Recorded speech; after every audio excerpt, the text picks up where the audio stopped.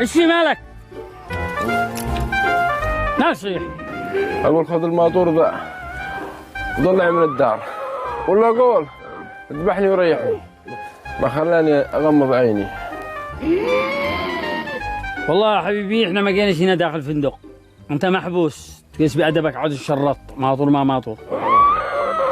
يعني قتلت كم من ناس، عذبت كم من ناس، نهبت كم من ناس، الحين قد تشكي من خالي مهاوش. صحيح انه مزعج، بس مش مزعج لدرجة تقول اقتلك.